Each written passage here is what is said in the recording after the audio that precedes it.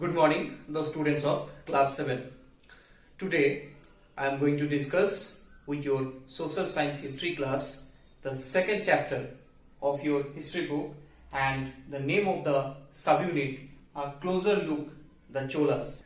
Okay, so the first topic is from Urayur to Tanjavur.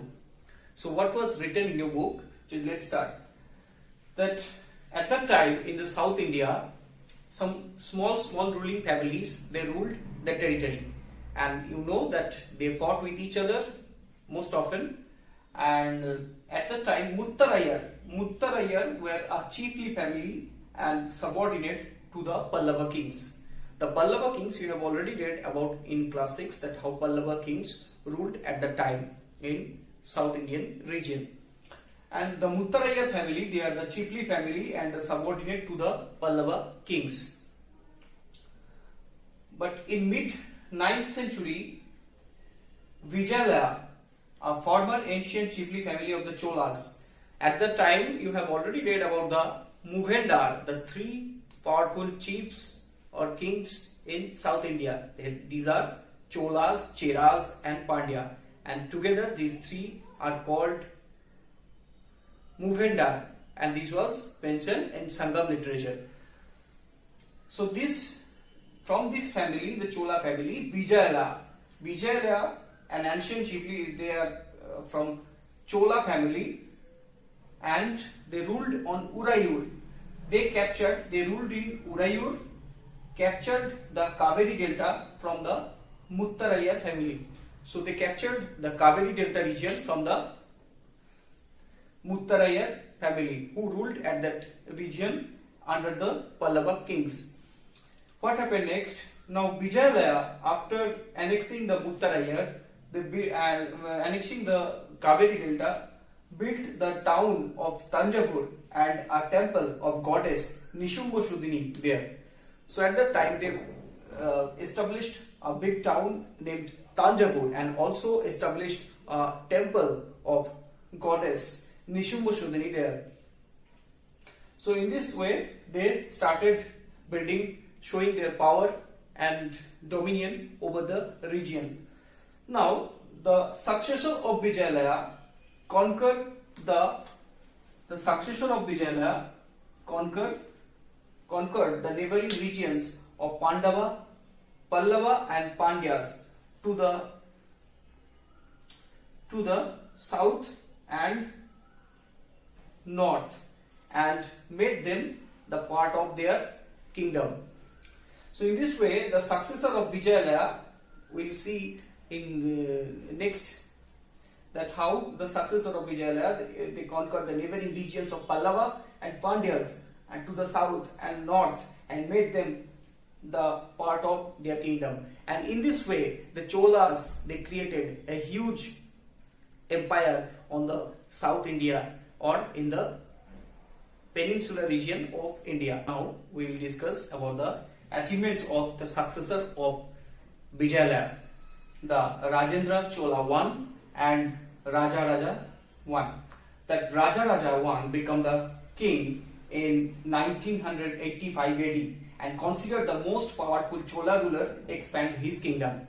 At that time, the most powerful Chola ruler considered as Rajaraja I as per the historians, and he became the king in 1985. After that, he started annexing the neighboring kingdom and created a huge empire. He also known for the administrative reforms. He reorganized the administration of the empire. He reorganized the entire administration of the Chola empire, and that's why the Chola administration was known one of the best administration at the time in South India. His son, after the death of Rajaraja I, his son Rajendra Chola I also successfully raided the Ganga Valley, Sri Lanka and countries of the Southeast Asia, including the countries today known as Malaysia, Indonesia, those islands, Sumatra, mainly Java, Bali, etc., and also some part of Thailand and Maldives in Indian Ocean. So all these territories also annexed by the Rajendra Chola, and with the help of a very powerful navy. And that is the achievement of Rajendra Chola also, that he also developed a powerful navy for these expeditions. And through these expeditions he captured all these Southeast Asian regions, Sri Lanka, and he reached in the northern India up to the Ganga river. So this is the achievement of Rajendra Chola. And to memorize this achievement, Rajendra Chola established a splendid temple in South India, and established also a new city named Gangaikonda Cholapuram. So that is the military achievements of and political achievements of the Chola rulers. Now we will discuss about their social and cultural features. That they, at the time, the splendid temples and bronze sculpture. It is the next subunit, splendid temples and bronze sculpture. In this subunit we will discuss that how the Chola sculptures and the beautiful temples praised by the people at the time all over the world, and it has a great demand in outside of India also. That the big temples of Tanjavur and the Gangaikonda Cholapuram, built by Raja and Rajendra Chola I, are architectural and sculptural marvels. These are actually the cultural and these are the sculptures and architectural marvel. The Chola temples were the core of the settlements. Not only those temples are the beautiful marvel of sculptural and architectural work, as well as the temples were the core of the settlements, because different type of people, they established their settlements around the temple. And the centers of craft production, and the temples also the center of crafts production. Different of craftsmen and different people from different occupations, they gathered around the temple, and they earned from the devotees who had visited those temples, and also they are giving they got some remuneration and also some money from the temples committee.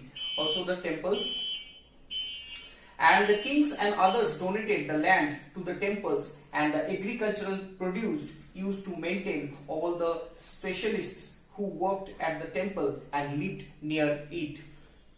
At the time, many temples endowed by many kings and the others rich people.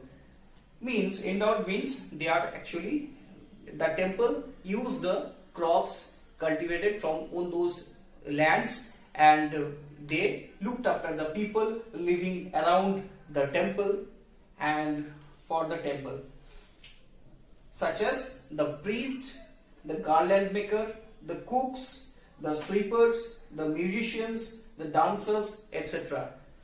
And also the different crafts persons. All these people are living around the temple. They maintained the temple, they looked after the temple, and they also the priests, they also involved in the worship of the god and goddesses.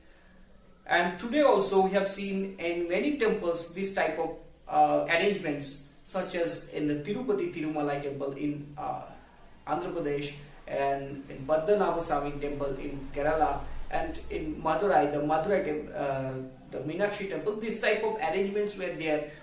The temples not only for worship but also a hub of economic and cultural and social life. The temples are not only the hub of their worship but also the hub of economic activity, because different people from different occupations, they lived around the temple, and the settlements built up all outside the temple. And also this is the cultural and social life also. And in this way, many cities also developed in South India around those temples. Next point, the making of Chola bronze images was the most distinctive craft and considered amongst the most finest of the world. At the time, those sculptures made in the the Chola temples, those sculptures considered as those bronze sculptures considered the most distinctive among and the most finest in the world at that time. So one example is given in your book. Just look at beside the subunit. There is a picture is given on your book already. It is in page number 24. So from this sculpture you can easily understood how beautiful they are. And not only at the time, the sculptures are not only, mainly the sculptures they made are the images of the deities, of the god and goddesses, but sometimes they also made the images of the devotees like dancers, priests and other. So in this way the Chola rulers, they consolidate their kingdoms, and in this way they are the temples also and those bronze sculptures, they got the worldwide fame at the time. Next day we'll discuss another subunit from this chapter. So till then, don't forget to like and subscribe our channel. See you again.